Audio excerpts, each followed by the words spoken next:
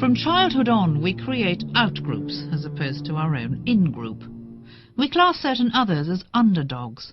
This can result in prejudice. And this is our step one.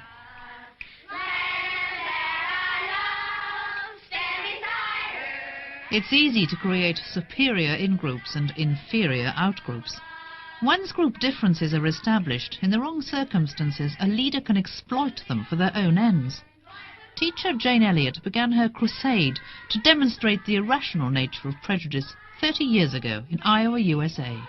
The morning after Martin Luther King Jr. was killed, I was teaching third grade in all-white, all-Christian Riceville, Iowa. There were no people of color in that town. Most of my children, in fact all of my children, had never been in the presence of a person of color. And I didn't know how I could explain that death to my third grade students.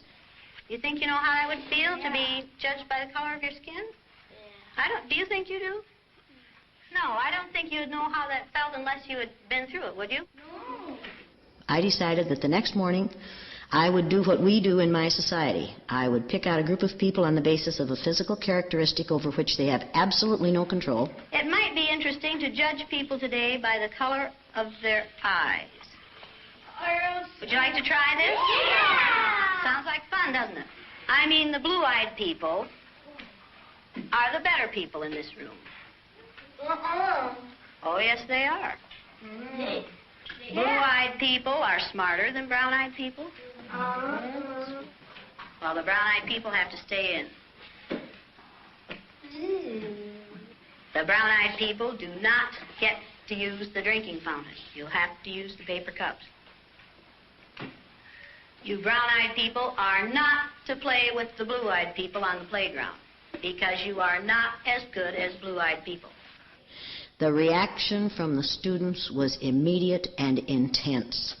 Brown-eyed people were immediately angry, confused, shocked, saddened, withdrawn, and blue-eyed people were immediately delighted, arrogant, superior, condescending, vicious little third graders, and they had been excellent friends, absolutely fast friends the previous day. What happened, John? Russell called me names and I hit him in the gut.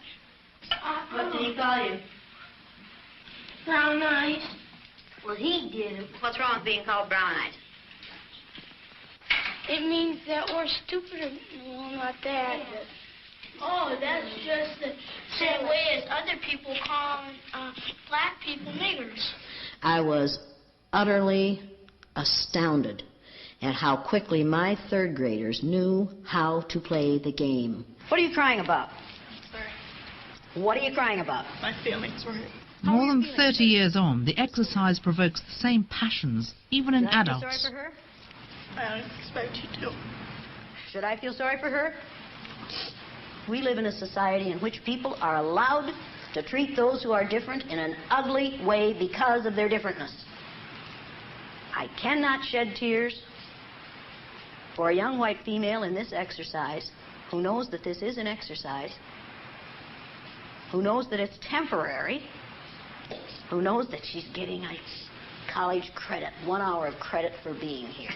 What our study shows is a way in which tyrannical leaders can create artificial differences between people and then superimpose on those minimal differences values of inferiority and superiority, dominance and powerlessness.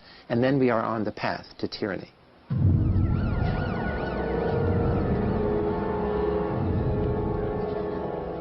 In spring 1999, one man waged war on his own personal outgroups.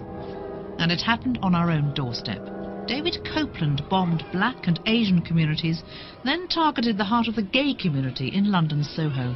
With a bang, and there's smoke, and there's people just crawling out. The people that are crawling out, they're getting help, you know, because they can't walk. It's loud, you can hear it a mile away. It's just that boom. 3 people died. More than 70 were horribly wounded. Today, the Admiral Duncan pub is fully restored, but other wounds are harder to heal within the gay community. People come in either to target the area because they know it's gay and gay-friendly, or because they're ignorant and they presume they can take their prejudices and their homophobia wherever they are, and especially if they're a little drunk, it'll come out all the more easily. Discrimination doesn't have to be obvious, which is probably better if it's obvious. It can be hidden, that's the worst part. It can be little things of everyday life that pile up, and then you know that you have to behave a certain way. The experience of the Soho bomb illustrates another level at which this ordinary group categorization can escalate to. It goes beyond simply saying our group is heterosexual, they're homosexuals, we think our way of life is better than their way of life, to saying that we reject what that group stands for. We reject their very identity. It's a threat to our way of life, and we want to eliminate them. Prejudice is completely irrational. It's in its nature that it's irrational. We do still have whole groups of people who are excluded and who can be regarded as out groups. Large numbers of homeless people, people begging on the streets, disabled people, people with mental illness, people with physical disabilities suffer terrible discrimination. And if in your mind you decide that certain groups of people are excluded from the dignity and respect and humanity that everybody else enjoys, then you don't afford them the same rights as other people. We all harbour prejudices. Unknowingly, we may each be taking the first step to tyranny every day.